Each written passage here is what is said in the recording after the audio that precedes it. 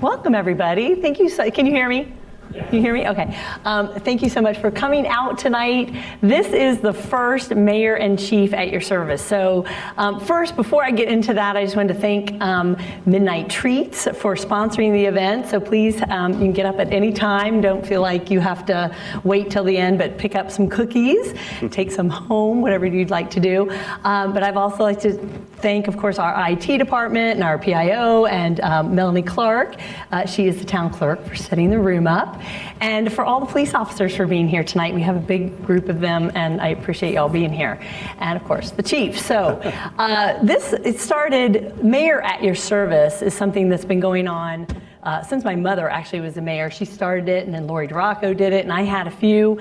And so I was talking to the chief about it, and we were thinking, I said, well, maybe one night, you can present. Well, then we started talking, and we like to work together. At least I like to work with him anyway. And we came up with this idea that we would join together, and we would have mayor and chief at your service. And so we're going to have 4 a year, and the focus is going to go back and forth. Tonight, of course, it's more police-oriented, and then the next time will be more town, mayor-oriented, and we'll kind of go back and forth like that. And so I hope you all can make all of them. But safety is my #1 concern and my #1 priority for Vienna. And I'm sure it's the chief's too. And so that's why we're here tonight, to talk about all of that. And so we're going to have a short presentation, and then after the presentation, we will have time for questions. And the questions don't have to be about the presentation. They can be about anything. And the questions can be for the chief, they can be for me, they can be for both of us. But we are here for you. We want to hear whatever your concerns or questions are. And also, there will be a time for announcements. If you're a part of an organization, I know Nevka's here tonight. I know Bob McCahill, I just saw you. I don't know where you went. There you are. I know you probably have an announcement, and anyone else that has an announcement tonight, we'll have time for you at that point. So I would like to introduce your Chief of Police, Jim Morris. Thank you. Thanks, Linda. I appreciate it. Thank you. Since I had a couple of private conversations with folks about what you're seeing on the screen, I thought I'd take a minute and describe that a little bit better. That's what we're in now. That's what we've been working for since before I got here 10 years ago. It went under construction for 2 years. Some setbacks, a lot of hard work, a lot of project management, but it's a great facility. It's an amazing facility as you're sitting in it now, and you can see. But I cannot go to enough spaces around this building and tell you we didn't have that, we didn't have that, we didn't have a community room, we didn't have an interview room in the lobby for people, we didn't have lobby space. We have all that now. So this is a great facility. We are 95% moved in, depending on how we want to classify it. The only thing not in this building at this point is dispatch. We do our own non-emergency call taking, and 911 calls come in from Fairfax County. That's not here yet. That's still in the basement of Town Hall. That has more to do with just the logistics of moving it here. We wanted to do that last so we could focus on it, because if there's something that's going to go down, that's what we have to really be careful with. Officers moving in, if something went wrong, we're still fine. We can respond to calls for service. Dispatch, we have to really make sure we do it methodically. So that's going to take place hopefully next week. So as community members, let me say thank you for the wonderful facility. The drone being flown, that's Fairfax County Crime Scene's drone. Thank you for loaning us the drone. They were up doing a crime scene for us, and Captain Silmore asked, hey, as long as you're up, can you get us some good shots of the station? So they came in, did some great shots. As the mayor mentioned, as we sat down and talked about the premise of Mayor and Chief at your service, or I like to say Chief and Mayor at your service. No. The idea behind it was to interact with the community. I've been with Fairfax County. I was there for 25 years, and each district station has a meeting like this where community members can come in and meet the chief, meet the captain of that station, and talk. So as we talked, I really envisioned that model, because it gives you a chance to come in and talk, gives you a chance to raise a question. You don't have to wait for a council meeting to go, hey, there's speeding on Kingsley. There's things going on here. We take it all in, and that's why I bring some key members of the police department. So we have they can hear the concern immediately, and you either get an immediate answer, or it gets immediately addressed, or you at least know you'll get some follow-up. So that's why we're here.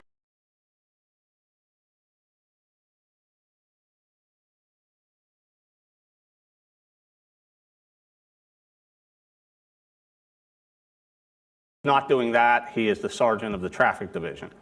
So as you see the motor officers out and about, as you send in a request for traffic enforcement, that's going to go straight to Patrick, and he's going to assign it out to his folks. Next is Captain Tom Taylor. He oversees operations for the police department.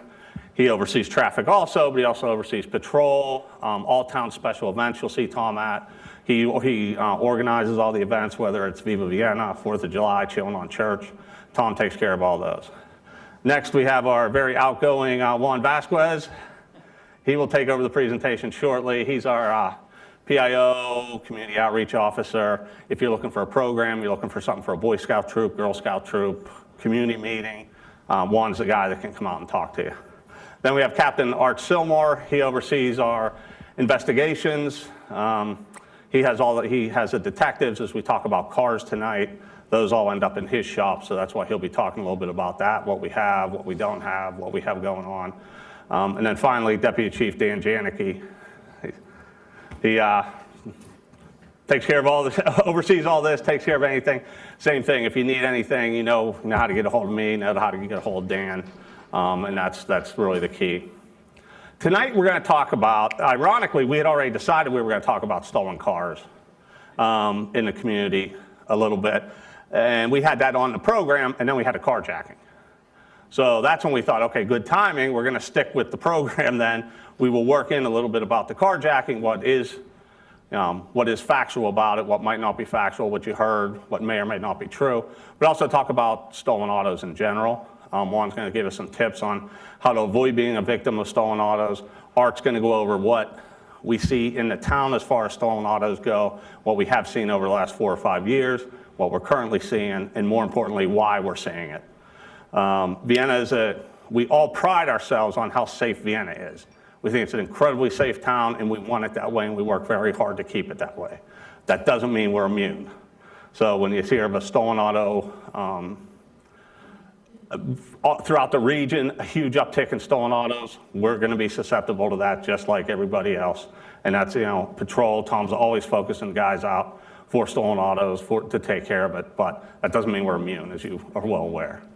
So with that, I'd like to turn it over to Captain Sillmore. He will talk a little bit about, like I said, about what snapshot of Vienna, maybe a snapshot a little bit about the region and his efforts and what's happening.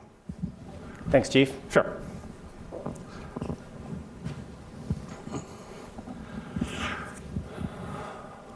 All right, stolen autos. We have them, just like the Chief said. If you've ever had anything stolen, especially your car, surely you felt a little bit vulnerable, a little bit aggravated, and I wanted to talk a little bit about what we're doing in town, what the trends are nationwide, what the region is experiencing, and then what the town is doing. Like the Chief said, it's a regional problem. Nationwide, car theft is up about 100,000 incidents year after year. DC had a major uptick, 153%. They're up. In Fairfax County, I just talked to their auto theft people yesterday, and they said they are also trending up. I pulled a couple of our county stats. 1,100 cars were stolen in Fairfax County last year. They had one carjacking. We've had one carjacking. I don't like that ratio. Carjackings for us are extremely unusual. We'll talk a little bit more about our specific incident and what you might do if you find yourself in that situation. Fairfax County said that they are trending upward, and it's only going to get worse, in their opinion.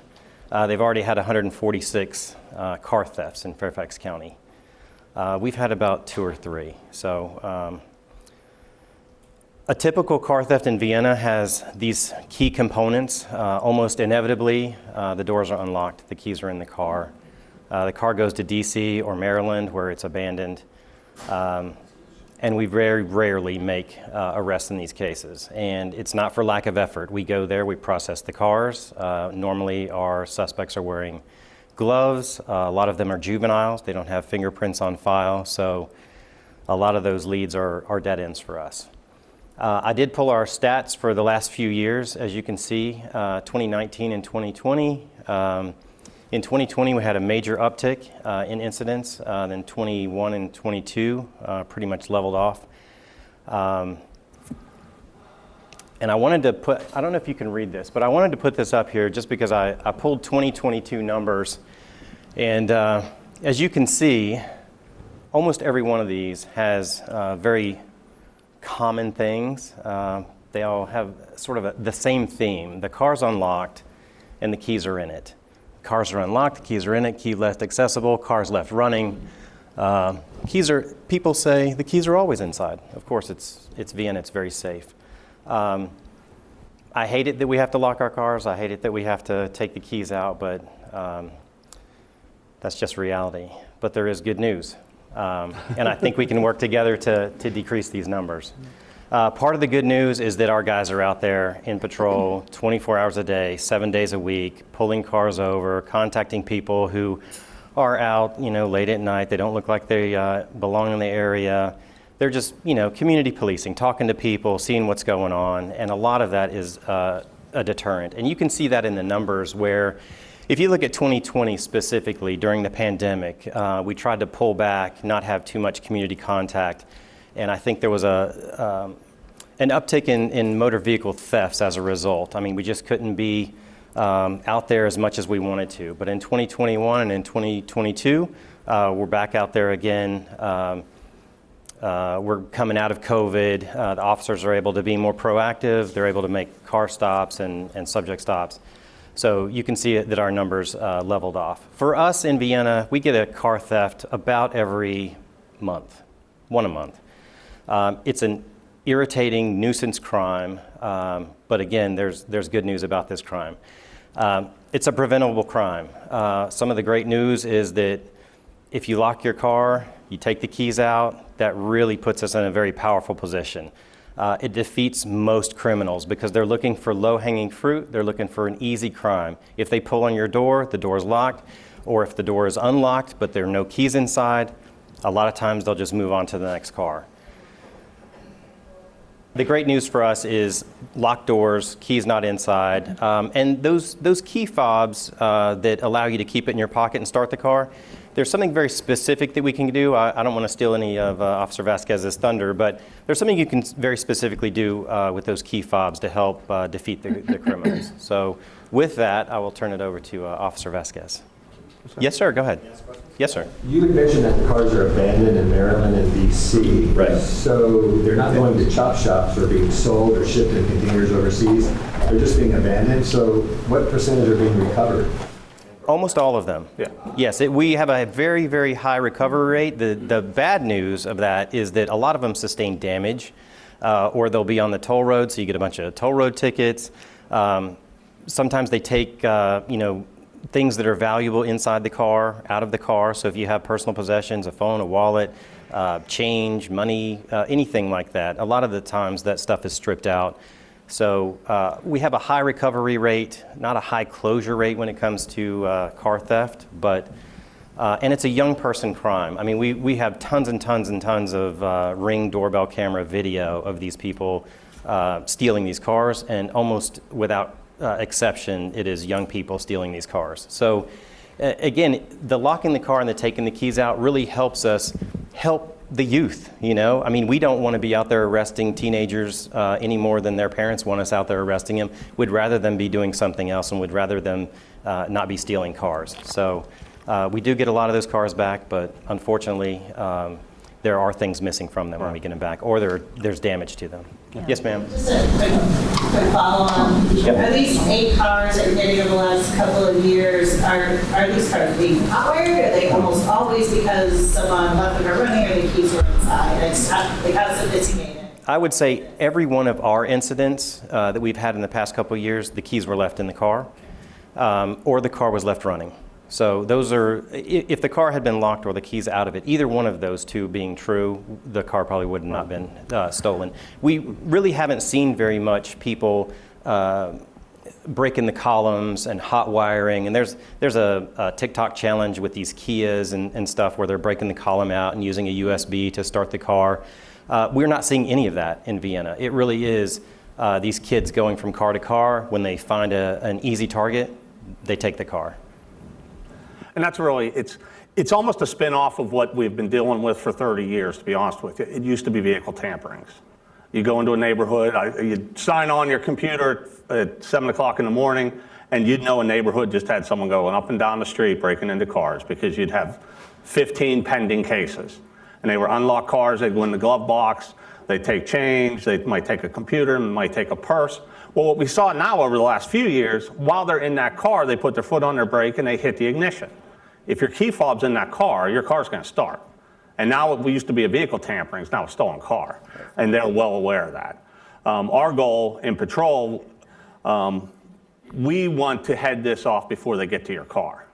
That's why we have officers trying to get them into neighborhoods, look around, what's driving around at 3 o'clock in the morning. We can't randomly stop cars. We can't just stop a car and go, you don't belong here. But we're looking for suspicious activity. What's going on?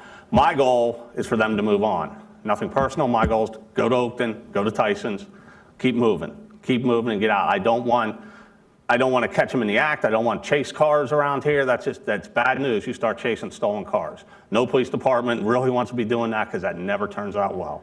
My goal is prevention, get them out of the neighborhoods before they get into a car. Yeah. Go ahead.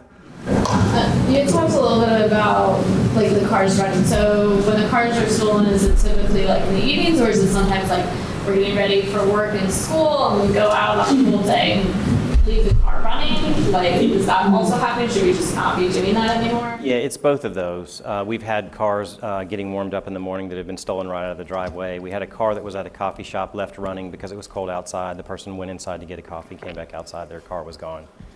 I would say it's not the best practice. Yes, sir. Have you had any incidents where somebody gets into the car and hits the garage door opener and goes to the house? We have not had that, no. But I think most people leave the garage door open in the car. Yeah. Right. I don't want to give people ideas, but we haven't we haven't had that so far. We haven't had very much of that. Yes, sir. Thank you for being here tonight and taking questions. You mentioned that the cars are generally being recovered out of state, but do you know why, what the motivation for the thefts are? Are they using these cars to do other crimes in the meantime, then abandoning them, or what's driving people to do this? It's hard to say without any suspects in custody. Like, we don't get the benefit of an interview, so we don't know 100%, but it seems like there's a lot of that's their ride home. So they came here under some other means of transportation, whether it's the metro or being dropped off, and they're getting home. Because a lot of these are recovered in neighborhoods or apartment complexes. We have a couple of videos from the air of people, parking the car and walking to, a very large, very dense apartment complex. So it looks just like the cars are being driven home. Or is it possible they're just letting the cars sit on the street for a while to see if they're being tracked and then come back later? Potentially, but we really do recover these fairly quickly. It's not like we have cars missing for months and months and months, most of the time. I mean, sometimes on rare occasion we'll have one missing for a few months, but almost without exception we have cars recovered that same week or a couple weeks later. Yep, you're welcome. Yes, ma'am. You mentioned the Ring doorbell cameras. Yes. Ever been helpful? They are so helpful. The image of a guy in a hoodie. We love Ring doorbell cameras, and I won't say specifically Ring, but we love Ring and all the other vendors of doorbell cameras. But they really are the next technological advancement for us to try to identify, at least get a look at people who are committing these crimes. Because, I mean, if you rewound a few years before those doorbell cameras, we'd really just be guessing at at what the suspects look like, what their MO was, what time of day they came. At least the Ring doorbells cameras give us kind of a time frame of when to concentrate our efforts and maybe in a particular area. So we definitely like them because trying to track down who has a security system and who doesn't, the old school security systems, that is very frustrating, and almost never did we get as good a quality image as we do on some of these cameras. And it also helps, like a Ring doorbell also helps us, as I was talking about patrol. They're the secret to this, is the patrol guys. The more information we can feed them, and your Ring doorbell may tell us, oh look, the car came into the neighborhood at 3 in the morning. Oh, look, 4 people got out. You're right, we probably can't identify them. They don't result in an arrest. Probably not in an arrest, but definitely with more information, we can feed to patrol. Hey, 4 o'clock in the morning, look for cars, they're coming, look for multiple people in them, look for people doing anything. Here's how they're coming into town and getting the cars. Great. Yes, sir. This bullet here, and I missed when you were going over the slide, keep your fob in your bedroom or in a box. I mean, I keep my fob probably way too close there. Right? 'Cause it's in the kitchen, the car's in the garage. Well, so what's going on here? Why do you recommend that? again, I don't want to steal Officer Vasquez's probably a good thunder, transition point. but that's the perfect point Transition to pivot. point. Okay. Yeah. That's actually what I'm going to talk about. So you're stealing Yeah, my Officer thunder. Vasquez will give us some tips, both tips you may know about, tips you don't know about stolen cars and we have some videos what too. happened. to And we have some watch. videos. Perfect. All right, So, go on. just to piggyback on what Art was saying, there's an app called Neighbors. Anyone uses that? Neighbors is an app that you can sign up, and if you have a Ring camera or things like that, when we're looking for information in a case, they send an alert out to that specific area requesting everyone that has a camera on that block to let us know and share the video with us. So it's an app that you sign up to let us know you have a camera and that you're willing to share the information. So you have to allow us to view the video, but the detectives will be very, it will be very useful to them if they can tap into that when they have a crime. We can send the request to that location. And some of the conversation already went about making sure you don't leave anything in your car of value, because we're getting all the cars are taking stuff, computers, tablets, or purses or things like that. So what Art was saying definitely is totally true. But the new trend is with the key fobs, right? Who has a push start vehicle right now in this room? Can you raise your hand? Do you put a key in, or it just starts when you hit the push start, right? Yeah. Like half of the people, right? So the way it works is that key is constantly sending a signal to your car, and the car is constantly asking for that signal, right? So thieves have evolved, right, with technology, so they understand how this technology works. So there's something called relay boxes that they can buy for a very cheap amount of money. What it does, it captures that signal that's coming out of that key, and it sends it to another relay box of someone that's next to your car with the second relay box waiting for that signal to be amplified. So duplicated, and the car says, oh, you're here, I'm gonna open the door because my owner's here, and starts, and as soon as it starts, the second person runs because they don't need the key anymore because the car's already running, and for safety reasons, most of the cars don't turn off after it's already started, because if you're in the middle of driving on the highway and the car just stalls on you, you might have a problem, right? So if you forget your key at home, but they know this, so they know once they start the car, they're good to go, right? So I'm gonna show you a really quick video, 48 seconds, how this person lost their vehicle, right? First person comes in, he's the one that has the relay box, and the cable he's holding is to amplify. It's like an antenna, right? Trying to capture the signal, because most people leave the keys in the kitchen, by the door, or somewhere, even in the bedroom. If you amplify it enough, look at the second guy go into the car. All he has to do is get near the door with the second relay box, and as soon as he opens that, the car already opened because he amplified the signal. And when you see the car start, he immediately starts running because, good to go. The car's already on, car's on. What is it, 30 seconds? They're gone. They didn't need the key, they didn't need anything. They just needed 2 relay boxes. That's how that works, right? Super simple. They don't have to break a window, they don't have to do anything. You're sleeping, they're gone, right? Can you play the second one, Tom? This one, the person was going to work, and he actually almost saw the whole thing happen. He got surveillance from a neighbor 4 houses down.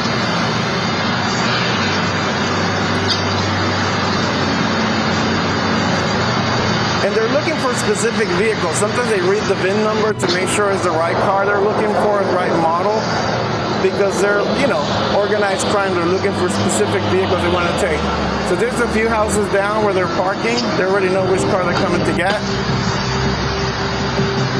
And all they got to do is have 2 relay boxes, right? One near the door, another one near the house. And if they don't get it in the front door, they'll walk to the bedroom because they know you probably took it to the bedroom, or you left it in the garage, or we're all guilty of that, or push door too, so they gotta live in an apartment.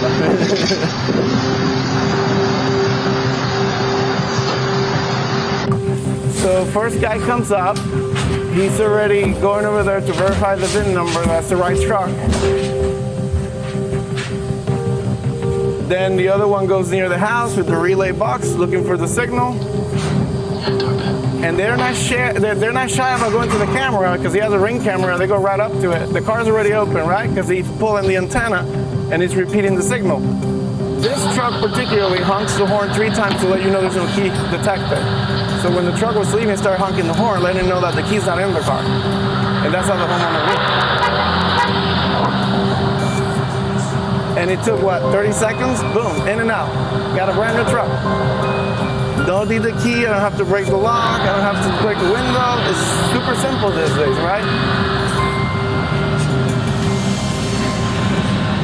It's very convenient to have a push start vehicle, but it's making it very convenient for people to take them to, right?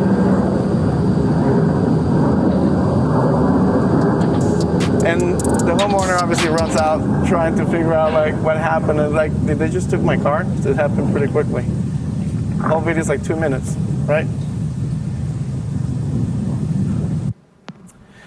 And I'll show you one more, pretty much the same scenario.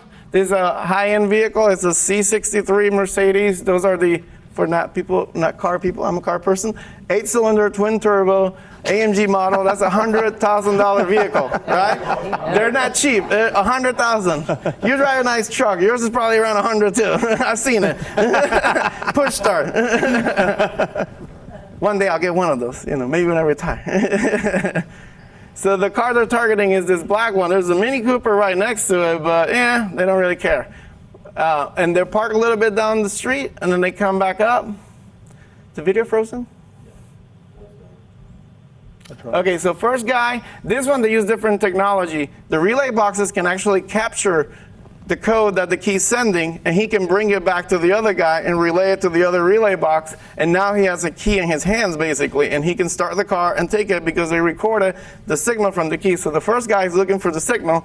Once he gets it on the box, you're going to see the light go on, and then he goes to the other guy, and then they kind of share the information, and after that is they have a key basically. They just made it in like a few seconds, So they go to the back door, they share the code.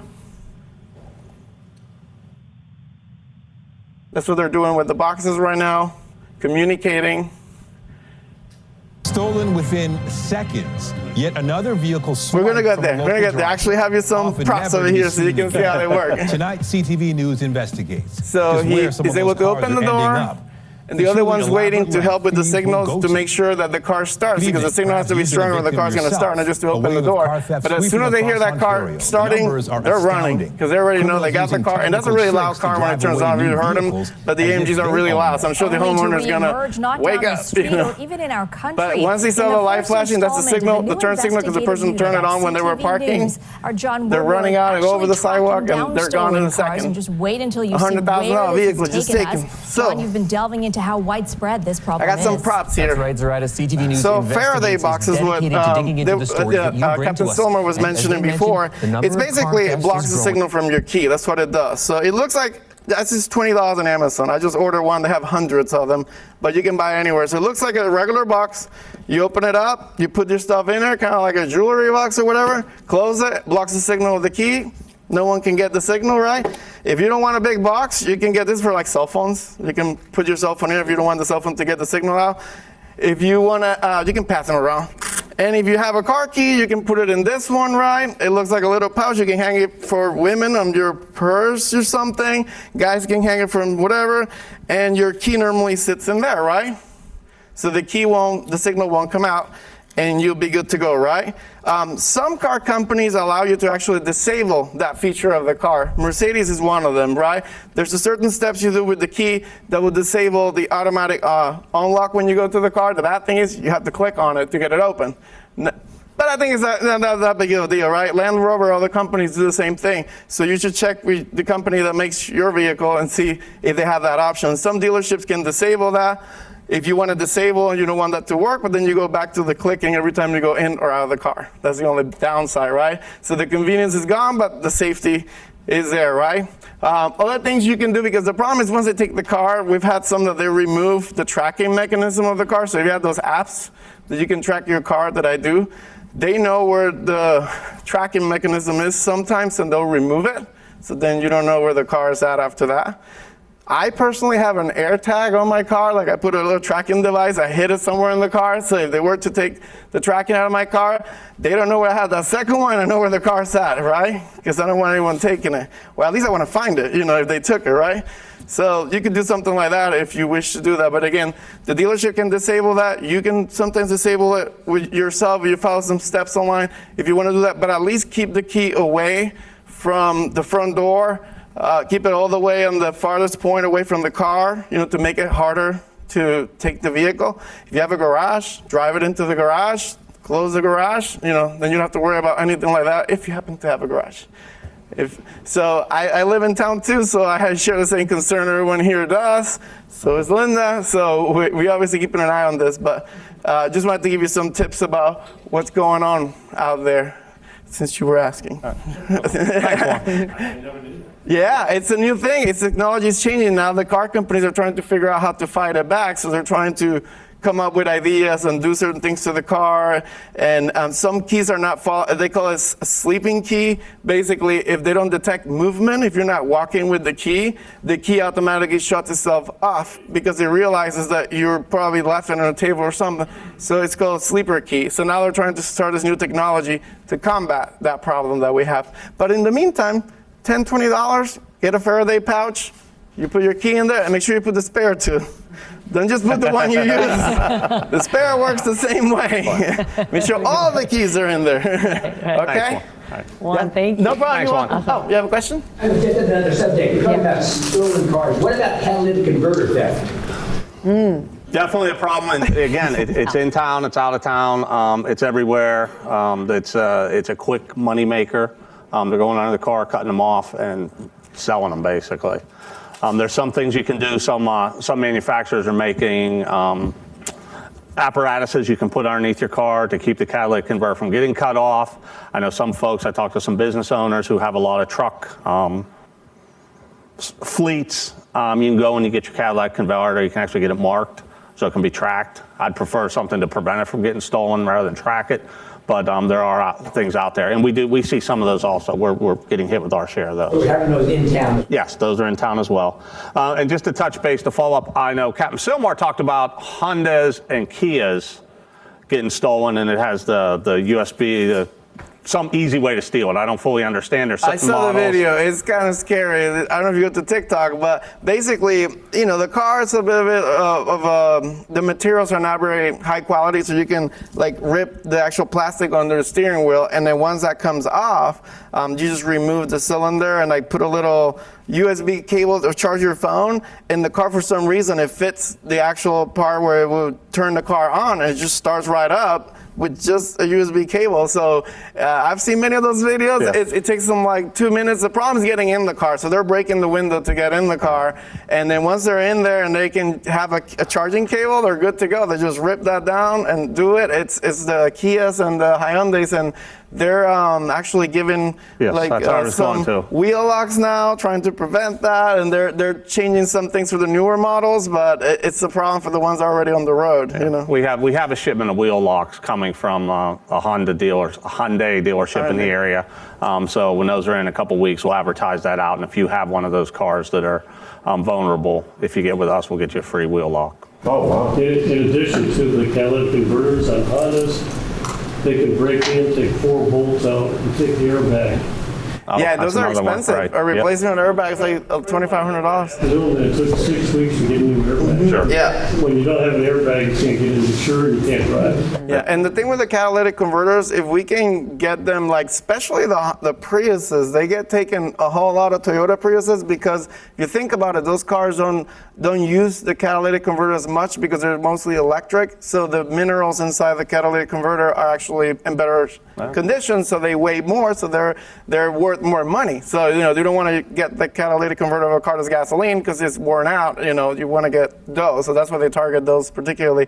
But you can get a number, a personal number attached to the catalytic converter, and that way if we ever catch the guys taking all this stuff and we find all these catalytic converters, we know who it belongs to, because sometimes it's hard to determine who the owner is if you don't have a specific number, like making it yours, so we can know which one it is. Do you have any opinion on, they have catalytic converter covers? And I've also heard they have alarm systems now you can put on the converter. I don't know if either one of them. I'm not aware of those, but I don't think it's a good idea to cover the catalytic converter because that gets really hot, when you're driving, and the longer you drive, I can't imagine putting a cover on that because that's pretty hot, so it will melt anything pretty much. So I don't know, but I'll look into that. If I find something, I'll let you know.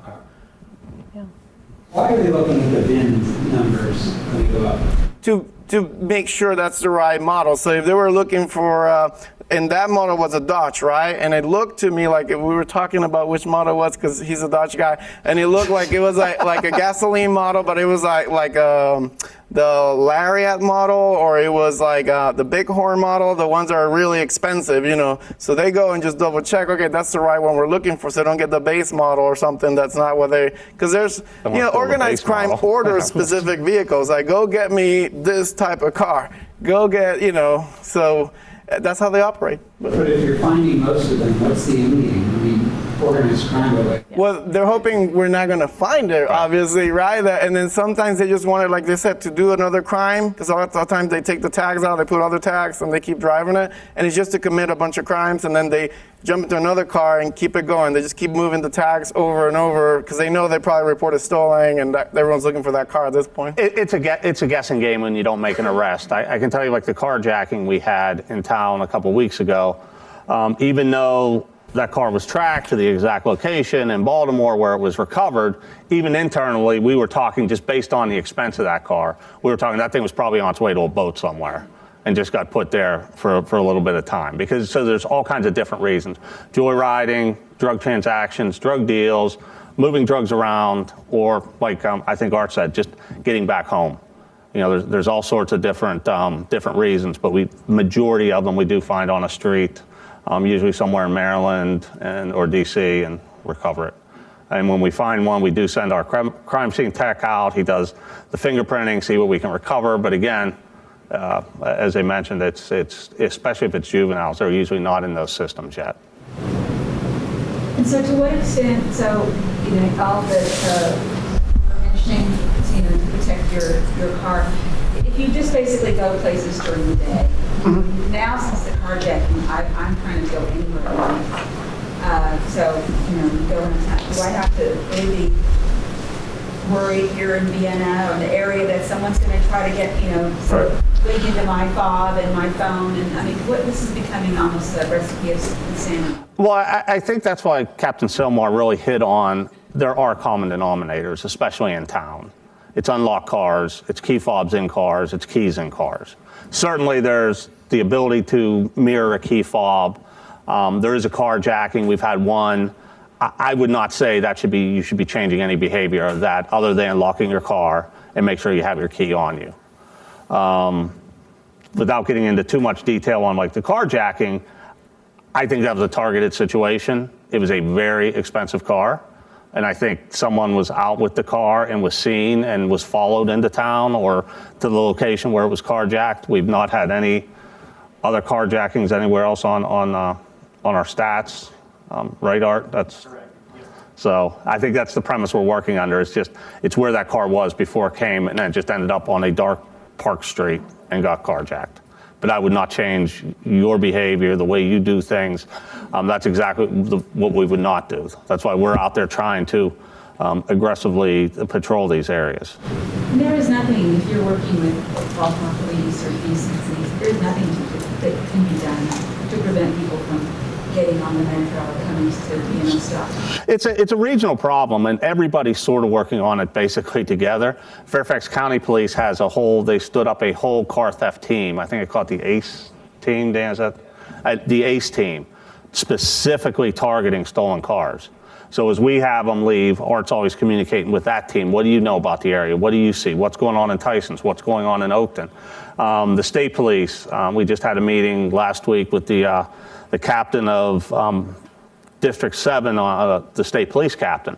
The state troopers are seeing the same thing, and they're seeing even more because they're on the interstate system. They have license plate reader cameras, strategic locations around the region, and they're just getting hits all the time. Here comes a stolen car. Here comes a stolen car.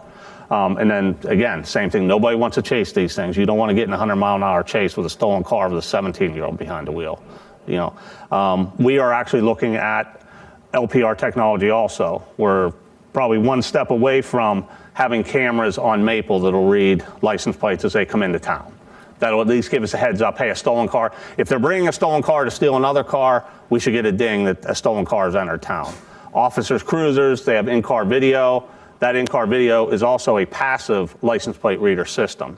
So as they drive around, if they hit on a stolen license plate, the officer will be alerted to it and share information. So there's a lot going on regionally to try and combat it, to try and combine resources.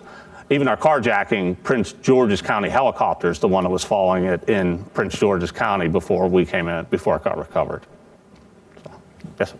Yes, sir. So, piggybacking off of her comments, this is going to be a second. I'm going to give you a little backstory. Okay. So we just moved to Vienna in August. I was telling the mayor this. Right after I got out of the Navy. I was a prosecutor and defense counsel most of the time in the Navy. We got our car stolen 2 months after we moved here. So part of this whole raid. Pretty upset about it. Still, obviously, partly our fault, probably. I'll take that mea culpa. Keys were either accessible or maybe in the car while my pregnant wife and I were moving baby furniture in the house. So, our mistake. However, I do have some concerns about some of the steps that were taken afterwards, some of which the lady addressed. So VPD was very responsive that morning, which I appreciate. Officer showed up 10 minutes after we called, took the report and all. That night, I was able to track my vehicle to Southeast DC. Unfortunately, my wife's GPS and hers had just stopped working 3 weeks prior because they switched from 3G to 4G, apparently. So we couldn't track hers. I called VPD, Vienna Police, and notified them that I tracked it down and asked, what they suggested to do about it. And they said that they would send a teletype, I think they called it, to DC Police. So I said, okay. So don't go out there. I said, okay. So I waited a little bit. I didn't hear anything. Frankly, so I almost worked for the U.S. Attorney's Office in D.C. I didn't have a ton of faith that this was going to go through as they were telling me on the phone. So I went out there. Call me stupid if you want, but I did. I didn't go in, getting out of the car, running up, and I drove by, saw it, drove down the street away to a lit area, called the police, the NTC, said, hey, I found it. By the way, they had no idea that the teletype had been sent. No cops were there. This was an hour or so after I had called. So I waited another 30 minutes, another hour, nobody showed up. Another 30 minutes, another hour, nobody showed up. So 3 hours into this, I'm driving around in a pretty bad area. Nobody ever showed up. So that raised a little bit of concerns as to whether or not this teletype system works. I finally found some police officers on the side of the road chatting. I asked them if they were there for my call. They said, no, we got your call, but we're not here for it. I said, okay, well, I'm going to go get my car because I have no idea if it's going to be there tomorrow morning because apparently nobody's taking this very seriously. So you guys can come with me if you want, but I'm going to go get it because I've been here for 3 hours now trying to get somebody to come help me with this. I'm trying not to be an idiot about it, but they finally obliged, came with me. So I got on, having been a prosecutor, I got on the phone with Vienna Police, said, hey, we found it, doesn't look damaged. What do you guys want to do about evidence collection, et cetera, right? I said, well, we're not seeing anybody out there. And by out there, do you mean DC or your house? DC, okay. Yeah. Okay. So I said, okay, well, I had them on speakerphone with DC Police sitting right here. I said, well, DC Police, what are you guys going to do? Because there may very well be fingerprints on this thing. There may be DNA evidence. I don't know. There could be any number of things. It's sitting in front of a house with a camera looking right at where my car was parked at the end of a dark street. So I'm like, well, there's a camera right there. Is somebody going to come out and maybe at least ask the neighbors for this? Maybe later on consider a subpoena? Who knows? DC police don't want to do anything with it either. They say, hey, no, take your car, go home. I said, okay, well, as soon as I get in this car, I'm going to start, damaging evidence. Potentially, there's going to be evidence spoliation. This is going to come up in trial later on. I've been here, done, okay? Like, this is dumb. There's got to be a better answer here, right? No. You guys wouldn't come get it. DC police wouldn't do anything about it. So I said, okay, well, I'm not going to leave you here. So drove it home, right? Next morning, I call you guys again, let you know. Nobody reached out to me to come fingerprint it. Somebody, after I reached out, somebody came several hours later to fingerprint it. And then it was 2 days later that a detective was assigned to the case. I only found that out after I came here, several hours into that Monday, wanting to know if there had been anything happening, because again, having experienced this stuff, I understand this is not like the crime of the century. I get it. Like, nobody died, thank God, nobody got hurt. But at the same time, like, if anybody's serious about like trying to track down a car or track down these criminals, then I would hope that at least there's a detective on call who's maybe able to facilitate something. Apparently there was not a detective on call, or they didn't get the message. So I understand that maybe has been addressed per my conversation with you gentlemen that day, but that aside, per follow-up conversations, there seems to be an understanding that you guys can't get access to evidence or witnesses that are across state lines in DC, can't get access to juveniles who may be the defendants, can't subpoena people, and there's a lack of understanding as to who exactly will be prosecuting these crimes. So I've asked all these questions. And by the way, my wife's vehicle actually dinged on a speed camera that night. We got a ticket for this guy that was driving it after it was stolen. And that did not set off the trackers or whatever. Nobody tracked that. It's still gone. Yeah. It's still gone. Right, so I get a $200 ticket, but this camera is not doing much. So actually, the ticket camera should have set off the LPR itself. Well, they're intertwined. That's what I'm saying. Yeah. The ticket camera should have. Highlighted that it's a stolen car. Okay. So anyway, I know I'm being a little long-winded here.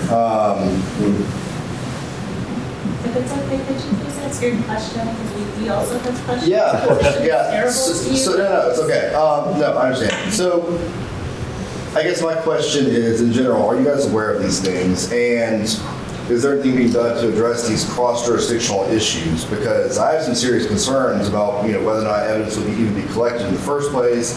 And if it were, is it even possible to prosecute? Who would be prosecuting, et cetera? Sure. Just in a nutshell, and Art, feel free to jump in whenever if I miss something. Back in the day, before this became what it was, the jurisdiction a car was recovered in would recover that car. You would come out, officer would come out, fingerprint that car, they would recover it. You would get a phone call, we would get the paperwork, we would get the witness information, we get all. In areas like DC, other areas where stolen cars are not the priority, they aren't getting recovered. In the perfect world, and what we should do for customer service, and like we did with the car in Baltimore, we should send someone out there to try and recover that car. We're out of jurisdiction. If something happens while we're recovering the car, we have no police powers, but we should come out and try and help recover that car, what we're going to get out of it. But like I said, the model's changed. The model used to be the jurisdiction that car was found in would be recovered. You mentioned teletype. That's still, we'll do the same thing. Jurisdiction's not going to touch a car until they have reason. And their reason is a teletype coming from us saying that car's stolen. And it sounds like one was sent. It sounds like they knew something about the car, but weren't going to go recover it. I think you could have got better service from the Vienna Police Department, honestly. I think you could have got your answers a lot quicker, moved up and got some comments, because a patrol guy isn't going to, I'm sure he doesn't think he has the freedom to go over to DC and recover a car. But if you work your way, had it got up to the detective bureau, up to Captain Sillmore, it would have been a different answer. It would have been, we have a crime scene attack. He can drive over there, maybe not in the middle of the night, he can drive over there tomorrow and help process that car. So that is what the model should be, but I will tell you, it has changed. We're not a car found in DC, they're of next to no help. a car leaving Fairfax County and with the juvenile in it, the stolen auto, as you attorney, I'm not telling you anything you don't know, the stolen auto is in Fairfax County. That's our prosecution of a stolen. Now, a juvenile in a car in DC is in possession of stolen property. I can tell you right now that's not going to be prosecuted. Our efforts to bring people back, if we identify someone, we will go through the Fairfax County Commonwealth Attorney to try and bring someone back if they're arrested in DC. But I'm not going to say one way or another how successful we'll be in that. So, glad to talk to you some more. Give me a shout. Captain Sillmore will be glad to follow up on your specific case. But okay. Yes, ma'am. Chief, I missed the first 5 or 10 minutes, but did you address vehicle tampering? You know, we've been talking about stolen vehicles, and we saw the statistics, but can you just, if you're already covering... No, it's a fine, absolutely. What is the percentage? How many are we having? Because I mean, it's a lot, and it seems like... We do have a lot, and you're right. If you're reading highlights that Juan puts out every week, we do have a lot of vehicle tamperings, and I think our stolen autos are a spinoff of the vehicle tamperings, because as I did talk about, they're getting in glove boxes, they're hitting the button. If the car doesn't turn on, they're still stealing your stuff out of your glove box. They're still stealing your laptop, things like that. It's a crime of opportunity. It's usually a younger age group, and I'll be honest, it's just one after another. We routinely will arrest 3 kids walking around in the middle of the night, getting through glove boxes. They might be local kids, they might not be local kids. Take them off the street, charge them. There's another 3 kids the next night doing the same thing. It's too easy. They know they're going to get a couple dollars out of your car. They know they're not going to get the mother load, but they're going to get a couple bucks out of your car, might get a cell phone, and now they might get a car sometimes. So, and just a follow-up if I can on that. Do you have the numbers? I don't. We don't, but if you send me an email or give Archer contact info, we'll get it for you. 8 stolen vehicles, but is it in the hundreds per year? It's okay. If you said 1 a week, probably 50 a year. Yeah. It's usually the same thing like I talked about. We'll get none for weeks, and then we'll come in and there'll be 10 because they hit a whole neighborhood, a whole block, a whole series of driveways. But we can get you those numbers. See, but I'm curious, does the police department have a visualization of that? Like, oh, we see a lot of easy entry points over here where groups are coming in, or we see, these kinds of cars that are typically tampered with. Like, can you speak to like your software, your data and analytics to say, these are the hotspot areas, because that gives us a little more information and action. Sure. We're small enough that we don't have a very robust crime analysis unit. We don't have the bodies, we don't have the people, but we are small enough that we can see the trends. Every single case goes across my desk. If your car is broken into, I will see that the next morning. I'll see it on our DAR. I will see the report itself when it gets emailed to me. So I will see all that information. So yes, we do have passing on of information that can target communities. So we do know when a certain neighborhood's getting hit, when it's in a certain neighborhood or a certain area of town. The stolen autos, if we see a Dodge Charger, for some reason, those are popular trail cars, or people, they bring those in with someone in them to steal a car.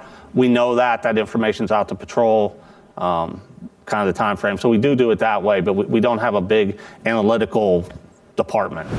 Chief, I'm not trying to put my money where my mouth is, but we do have a lot of people who work in tech in town. I'm sure there'd be some interest in maybe some joint projects, joint works to do some analytics for that. I think that'd be really helpful. It's another way other than just the residents to take protection, to understand what the things are that they can see from your department. Oh, absolutely. And it's definitely a more efficient way.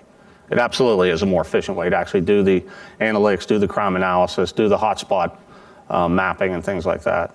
I was going to ask, how many police officers are there in the town of Vienna, and how many are in Fairfax County? And to what extent over the course of the last few years have you seen an attrition? So, it seems to me some of the crime is because they know there's really not enough covered by policemen. Are we seeing a dearth? Not in the town of Vienna. I can't speak for Fairfax County, but in the town of Vienna we have 41 sworn positions. We currently have 3 of those positions vacant. Certainly a couple years ago, 2020, we peaked at about an 8 or 9 person vacancy. And when you only have 41 officers, that is a significant vacancy.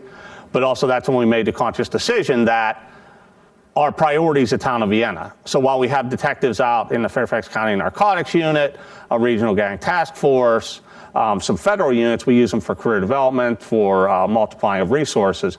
We recalled all those people back into the town, so the patrol staffing of 4 to 5 officers remains the same. That never changed. So that's how we adjusted when we saw the vacancies, but thanks to some great efforts by our background investigators, council, redoing the pay scale, making sure we're staying up with the region. We've been pretty successful on hiring officers, so it's not really a staffing issue. And if it is a staffing issue, we try to make sure it's not a patrol staffing issue. It might be another area that's not staffed as well as it could be. Yes. Yes, ma'am. In the back. Jumping ahead, what should we do if we're rear-ended after dark? Sure. If you're rear-ended after dark, well, anytime. You just go, I call it go with your gut feeling. If you're on a dark street and there was no reason for you to be rear-ended, you weren't stopping, you weren't doing anything, someone bumped your car, lock your doors, put your four-ways on, go somewhere where it's lit, call the police. Even as this gentleman said, we'll be there in minutes. You know, that's the advantage of having 4 square miles. We'll be there in minutes. And then even if it was a true accident, we'll help you exchange information. You go by what you feel. Now, if you're in a shopping center and it's clearly a rear end accident, and then, you know, there's a guy right there, you know it's an accident, I wouldn't worry. But if there's any reason at all you feel anything hinky, you just go to a lit area. Same thing if an officer's pulling you over. We're fine. Go turn your four-ways on so we know what you're doing. Go to a lit area. It makes perfect sense, but if you have to drive away, then you lose the opportunity to tell the person, hey, you hit me, let's exchange information. I would still drive away. If that person doesn't follow you, you can still be on the phone to us. You can still get a vehicle, get a description of what the car was that bumped you, if you have any idea of a tag, color, make, where you are. That's one of the ironies, to be honest, with the carjacking. We had officers within blocks. We had officers within 2 blocks either direction of that incident. There was a 30-minute delay in getting the call to us. Otherwise, call would have came in. I wouldn't have been shoved. We probably would have stopped the car before it ever left town, or at least circumvented the process right away. Because officers are like, oh my God, we were just there. And they're like, oh wait, it's 30 minutes. It happened 30 minutes ago. Sure. I would add to your answer, since we're only 4 miles away from everything, I would just drive right to the police. Right, exactly. Yep. I agree. Now, if I may, for the same reason, I'm always thinking, should I call 911 or just call the Vienna Police Department? Because I'm just up the street. Yeah. So who do I call? Either one gets you to the same place. In all honesty, if you have the non-emergency number, it might get you us quicker, because 911 goes into Fairfax County. They answer all the 911 calls, and then they send it out to us. We have a dispatcher. They're never so busy. They 1 or 2 rings. If it's more than 1 or 2 rings, let me know. He or she should be picking up the non-emergency number, and that's the same person you were going to talk to because of 911 anyway. I think I saw a hand. Did you? Oh, I just wanted to know, so, you know, we know the themes are lock your door, you know, those sorts of things, get into a better habit, and, you know, it's just unfortunate if it happens during the day while you're unloading groceries or something like that. How many cars are actually being, like, broken into, like, smashed window or something? Because, like, to me, like, yes, data analytics is nice and everything, but if no one's car is being broken into, like, don't waste your time. It's just lock your door and get your groceries in quickly. Yeah, that's really what it is. At the end of the day, if you take nothing else away from this other than how good the cookies are, yeah, they are, aren't they? Is that if you lock your doors and don't leave your keys in your car, you so drastically eliminate. Are any cars getting broken? No. On your list, how many do we have? No, I can't say none, but For car theft, none. Yeah. For a couple of windows have been broken and purses have been stolen out of them in a vehicle tampering kind of scenario. But as far as vehicle theft, no one's breaking windows and hot wiring cars. Like just smashing a window and looking for taking your laptop. We get some of that. Yeah, those are still out there. It's not very many. Probably if they see something in the window, I would think, right? We've had a few at the dog park. I know that. We've had a few at the dog park where people are away from their car. Someone's brazen enough to break a window, and even that's usually something that you can prevent if you make sure when they look in your car they don't see anything worth grabbing. Even like HR 101 when you start in a new job is you'll get in trouble with like your corporate work if you leave your laptop in the car and it's not in the trunk. So yeah, it has to be in the trunk. Right. We do the same with guns. That's can't. Yeah, just follow-up question. You mentioned the carjacking earlier. That was a fairly violent crime, or just waving a firearm at somebody and stealing their vehicle, which I understand was fairly expensive. It was later recovered on the streets of Baltimore near the MedStar Harbor Hospital, I think. But nobody was arrested in that case. There was nobody around the car. So is that the motivation? Like, I guess the right word is motive. What's the assuming a criminal is acting in a rational manner, is there any idea like what motivated to do that act and then just abandon an expensive car on the street? That one, that's an odd one because the car was so expensive. I really don't think their intent was to pick that car up and drive it to Baltimore and leave it.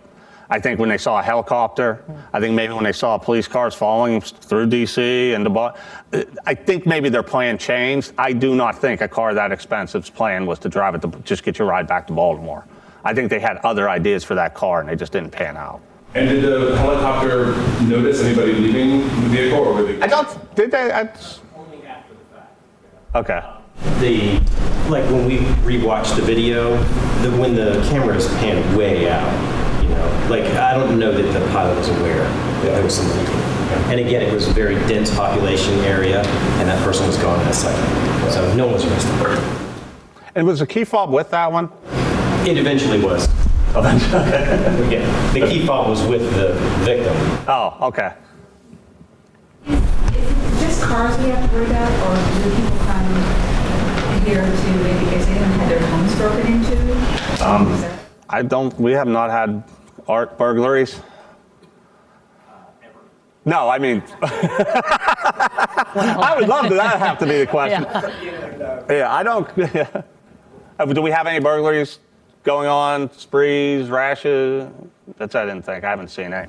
So no, it is cars. Not that we can't have burglaries because the same concept is there also. It's a crime of opportunity. Someone mentioned the old use a garage door opener to get into a house. Certainly you could do that. If you can get in a car, you can certainly open a garage door.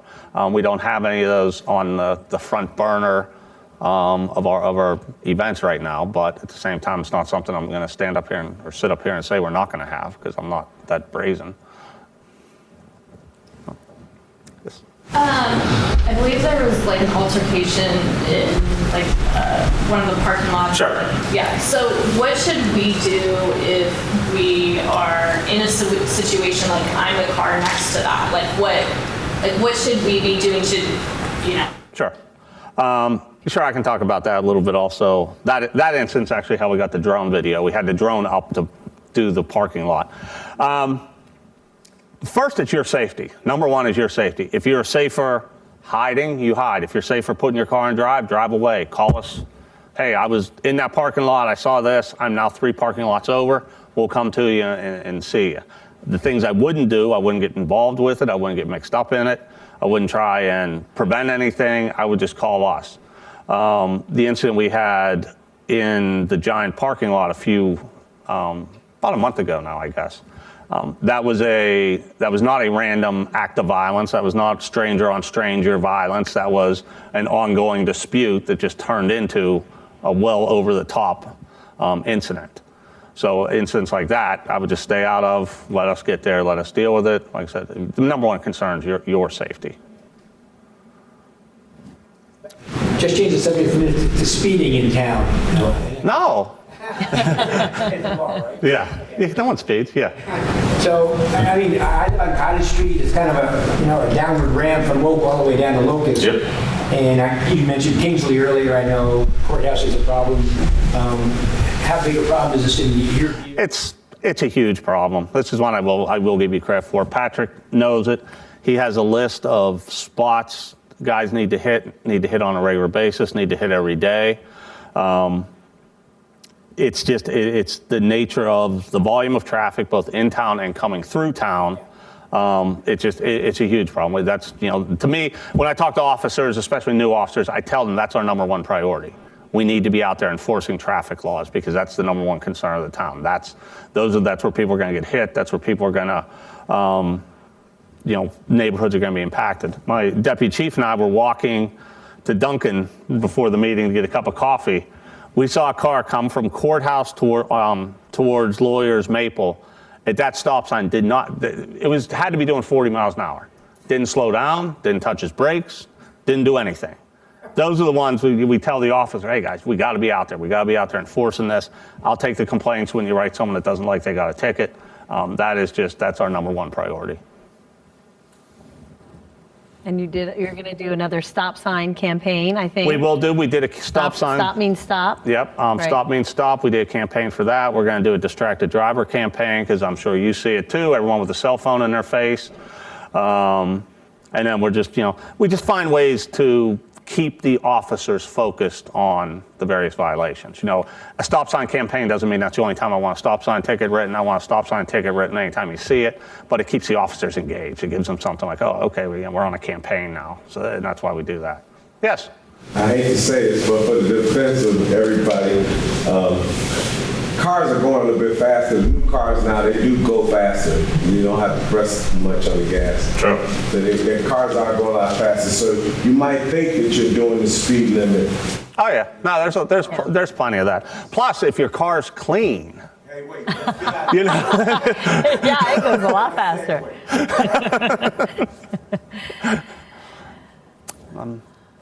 Okay. Other questions about, and this can be, you can ask questions also there you go. about town or police. Yeah, the mayor's getting off the hook here. No, I know, I love it. All you. I'm just here to support you. Town, behind the town, there's a big storage box there, and you do work. Excuse me? Oh, that's the elevator. The town hall's getting an elevator put in. Yes. That's one of the reasons. All our meetings are here for now. Exactly. And so we're going to move back. Our formal council meetings will go back there, but we don't have an elevator right now. Yes. What ideas or plans or timeline is happening with the church next door? Great question. So we are going to do, right now we're doing a feasibility study. So what can go there? So we have a company that's looking at that. We want to know, we don't want to just put out, and we are going to survey our residents and say, what do you all want? But we don't want it just to be a hodgepodge of anything goes, because we know we can't, certain things, cost and the area and, being next to residential. So we're gonna survey everybody.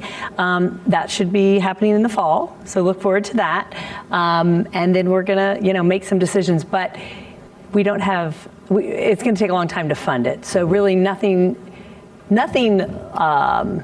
long-term is going to happen till probably 7-8 years. Right. Short-term, that's a different thought. So there's different ideas about what could happen there short-term. And so we're also going to ask those questions. And we have some ideas, but we also want it to be a community.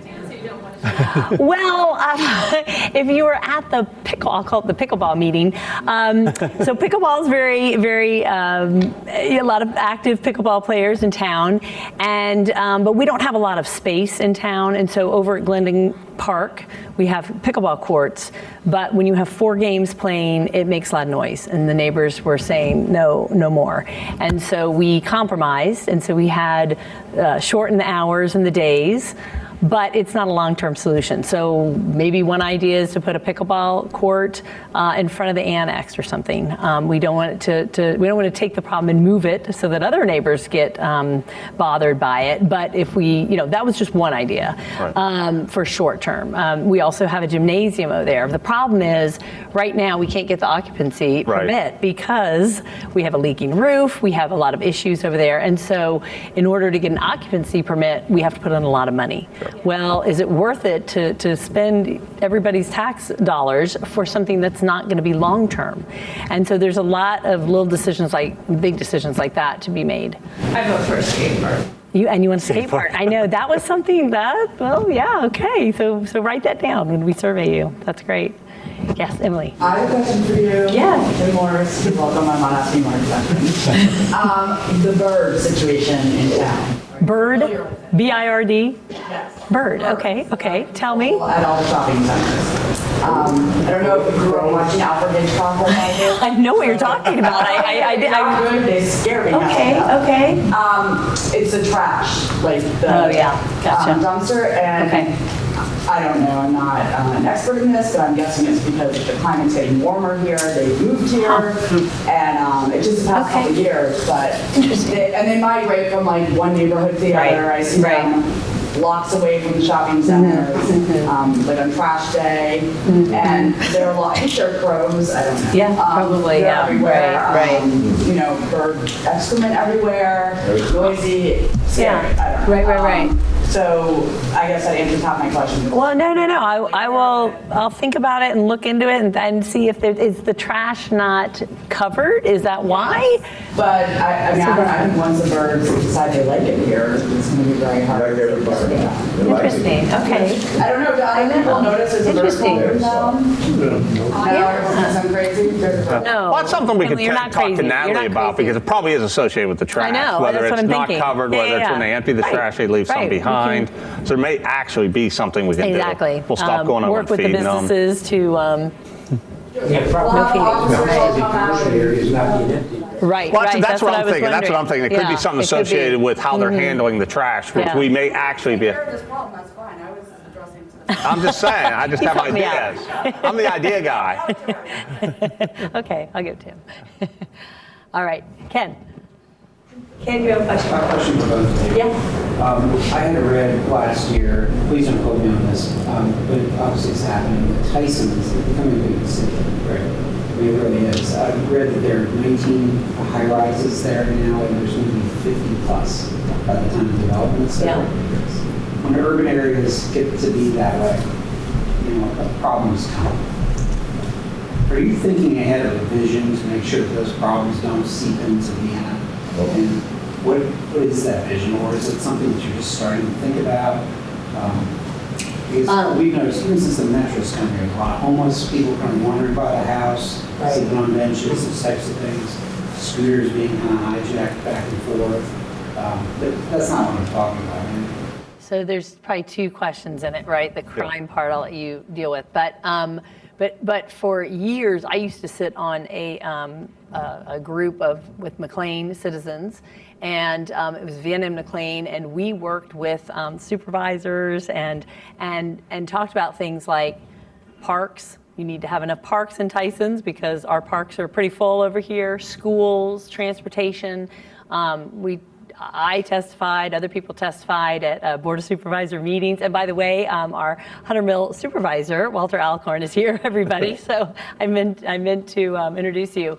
So those are things that the town is doing, kind of being a watchdog and working with supervisors and so on to make sure that they are because it's supposed to be, Tyson's is, a city without a mayor, not really a city, but they're supposed to work and play and live there, right? They always say that. And so we're saying, okay, if that's true, then you guys have to, not that we don't want to, to be nice, you can come in and spend your money and go to lunch and things like that. But we do want you to, kind of take care of your residents there also so that your services are being provided there. And so that's a part that we're doing on that part. But the crime, I don't know. We're always on the lookout, whether it's changing to mixed use in the town, whether it's Tyson's growing outside the town. We're looking at what impact that may or may not have on the town and the police service. Well, the one luxury we do have is myself and Major Janicki both spent 25 years with Fairfax County, so we're both just intimately familiar with the commanders at the McLean station, always in communication with the Tyson's team up there. If we have a problem, if we have a concern, that's the first group we go to. If they see something they think we need to know about, they let us know instantly. That's really where we're at on that. We try and keep the lines of communication open to see if something's going to go on up there that may come to us, or vice versa. We've had things come here that we tell them, hey, you're about to get the same stuff we did. So a lot of it is communication. We have a police force where it's per capita, well-funded, well-staffed. Officers are part of this community. So I really think we're in a good position as Tyson's grows to keep our footprint in our police department and keep the citizens, protected based on that, just based on numbers. 4 square miles with 40 some officers it's a comfortable feeling to know we can get out there and be visible when we need to be. In terms of our own growth here in Vienna, with mixed-use housing going up all along Maple Avenue at Pleasant and further down towards Nutley, what are we doing about our services and facilities and schools and shops and things that we need to accommodate, parks too for that matter, which don't grow, although the population continues to put more pressure on them. No, true. Well, like we just talked about, we did purchase the annex next door, and that may be something that we decide to do for, well, it's definitely going to be for residents. So whether it's, we tear it all down and make it another field. So we're always looking at, do we have enough field space? Do we have enough pickleball space or fitness center, whatever it is for our residents? The schools, we work with the school board. I mean, that's really county.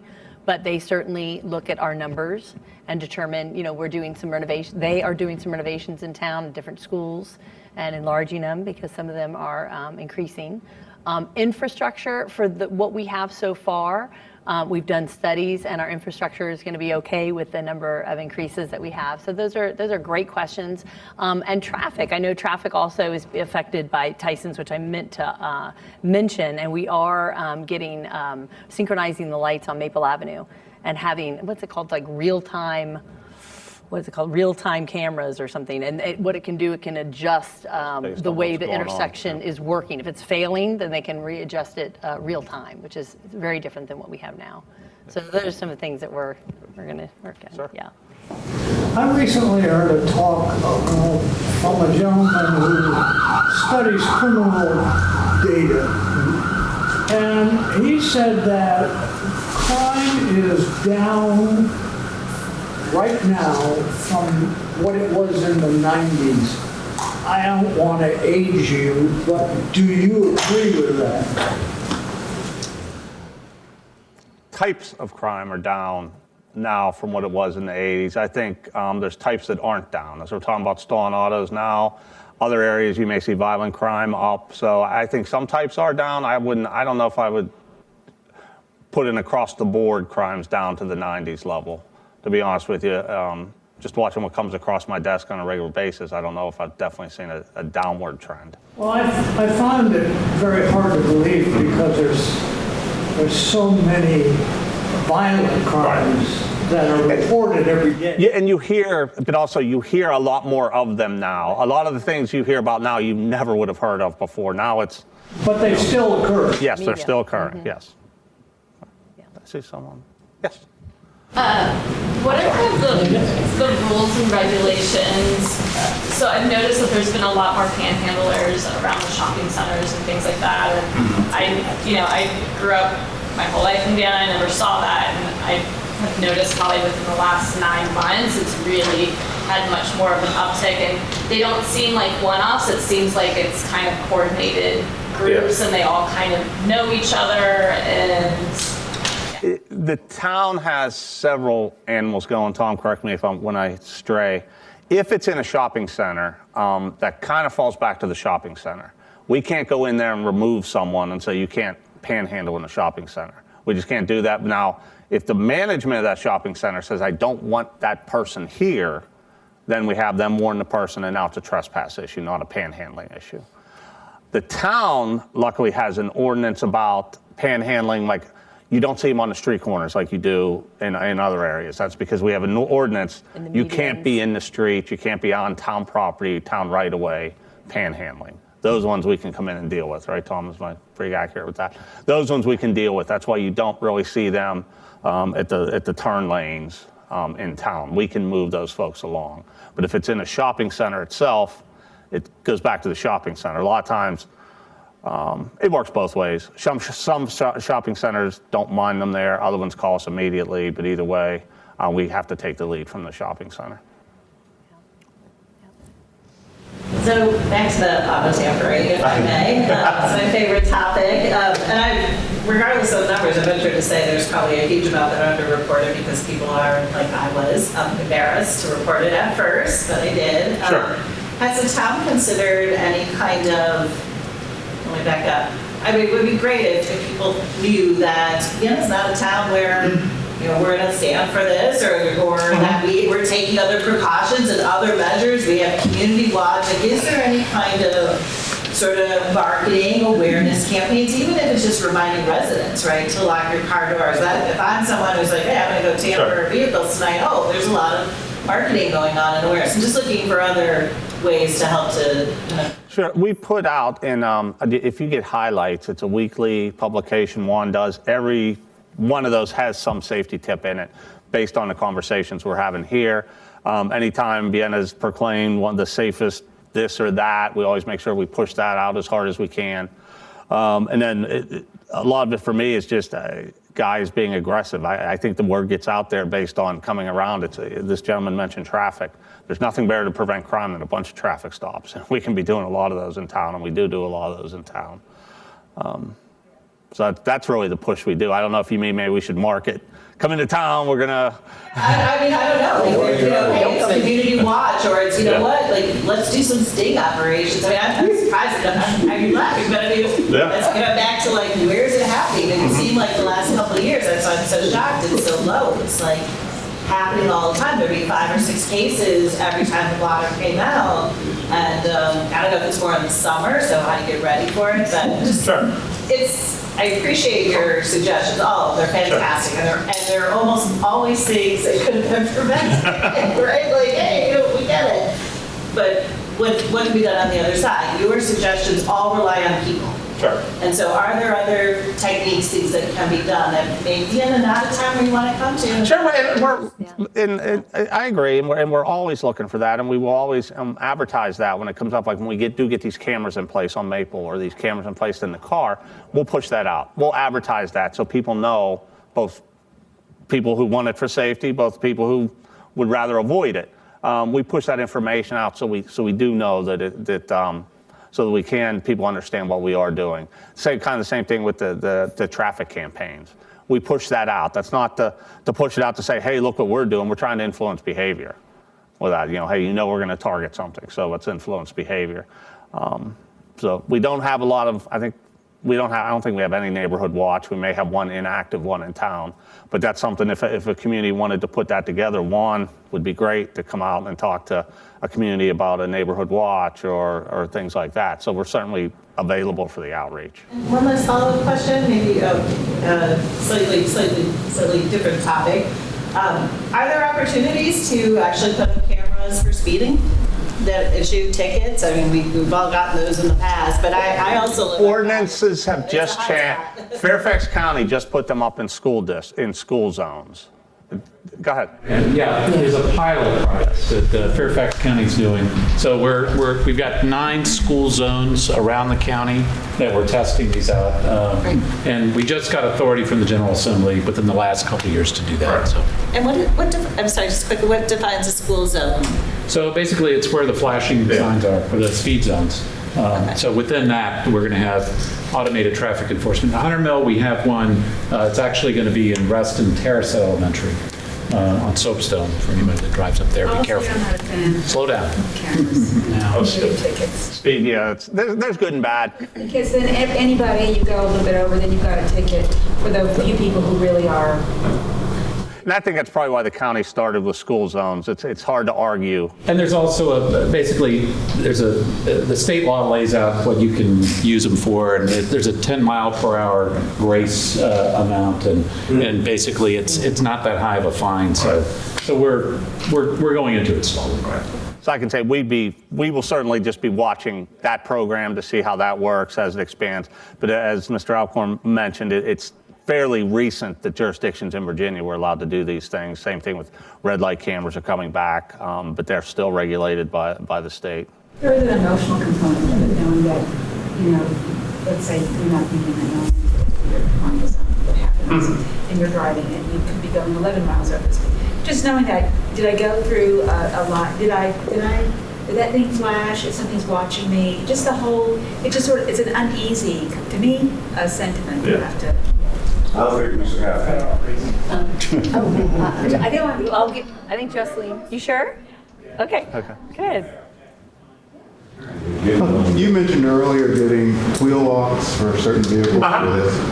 just wondered, based on the earlier information, would you consider purchasing some Faraday bags since all of the new cars have these fogs? Well, the wheel locks are coming to us from Hyundai, is giving them to us to distribute. If one of you local business gentlemen or ladies would like to purchase some and we'd deliver them, we'd be glad. If Navy Fed would like to sponsor a program. But it's something we'll look at. Until Juan brought that up, I was completely unaware of that technology. So that's something we can look at. If at the very least, we will make sure we push the information out. Like I said, he got that on Amazon one day, just showed up in his office like, hey, here's how easy this is. So we'll make sure we push that out for folks. Yeah, Jocelyn. And speaking of technology, so Officer Juan, thank you for sharing the information about the Neighbor app, because I wasn't familiar with that. I think a lot of us use the Next door neighbor. for information, Yeah. but that's for the cameras exclusively. Yes, so my question is kind of tied to that. If there are additional tools like that you're using, because the push notifications that come via email and then you have to click to get to it, it's kind of burdensome and cumbersome. And like with technology that's available now, to your point earlier about all these tech components and tools that are accessible to us, it should be a little bit easier to get that information out to residents, or partner with residents, whether it's through social media or a different type of pushing out this information, whether it's marketing about the new technology or what you're doing in these new marketing campaigns. There should be something a little bit more current. We send text. There's Vienna alerts. Karen is in the background, the town PIO. We try to work with her, whether it's a road closure, whether it's a crime, to push things out. But you're 100% right. As things change, there's always different venues, and we need to make sure we're using the right ones. We normally do it, I'm the one that does those. So when we get highlights or media release, I normally do Facebook, Twitter, Instagram. We send it via text, we send it via email. It depends when you sign up on the website. You have to go to the website and sign up for the alerts, and you choose if you want a text, if you want an email, if you want any way you want it. We have an automated system that could even call people when there's an alert, but you have to sign up for them and you pick which one you want. Right. But once we put it on the computer and I set the alert, it's going to go and realize what method you prefer, and that's the one it's going to use. But we send it pretty much every possible way that we can. And normally, I get it on my phone too. I'm signed up for that because I want to see what you guys are seeing. So when I get it on my phone, I live in town, so I can get it too, right? So it's a hyperlink. So when you click on the hyperlink, it brings you to the Town of Vienna website where the document is archived. But people can just go to the website and go to media release for the town or the ones for the police, and then they're all over there for 2 years. We keep them archived for 2 years, and then it deletes to make room for the new ones. So every 2 years it kind of deletes our information, as far as I know. I'm not the one in the IT department. I just know how to send the alert. If you know of a way that we're not using that you know of, let us know, certainly. If there's something else I'm not doing, but I do all the ones that we know how to do, and we try to do it consistently and everything. Okay. Any other questions? I just want to say you guys do a great job. Thank you very much. Thank you. These guys, they do a great job. Okay, I have a very important announcement. Okay. Uh-oh. Please sign up for the Mayor's Fitness Challenge. Yes, we want to win. If you've been in Town Hall, come into Town Hall, we have a beautiful trophy case, and there it is. We are having a friendly competition with the City of Falls Church and City Fairfax. I am friendly, but I do like to win. So, everybody sign up, and you just have to log your hours. It's just all time. We don't care what kind of exercise you're getting. What's that? Yeah, it's not ugly. I'm very nice about it. I want us to win. It's a team effort. It's not me. It's us. So anyway, I just thought I would announce that. You can go to the town website and sign up if you'd like. I know that Bob McCahill is here from NEVCA. Do you have something for us? I didn't have anything to offer. Usually I do, but we have our next meeting with Bob McCahill with Northeast Vienna Citizens Association, and we usually have a speaker in May and November. And last November we were fortunate to have David Levy, the planning director. In the past we've had you, Madam Mayor, and we've had Walter Alcorn and others from the town. So we haven't decided on a speaker yet or a date, but it'll be in May. and it'll be in the beginning of May, the Vienna Voice. Right. And anyone can come hear me. You don't have to live in Northeast. Yes, everyone's invited, so stay tuned. And thanks again. It was a wonderful presentation. Great. And are there other announcements? Is anyone else here?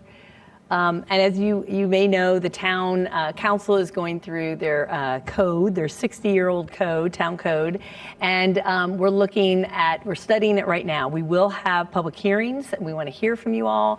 Right now, you can listen to our work sessions. They're just riveting. I mean, you may put you to sleep, but there may be some things that you're really interested in. So if you have things to say, you can email us, or wait till the public hearing and come then. But just wanted to make sure everybody's aware. That's another something that we really want to hear from residents about. So anything else? And if you have ideas for topics Yes. at this meeting, because we're going to do it quarterly, it's going to be this type of setup. We certainly don't want it to be police or crime every single time.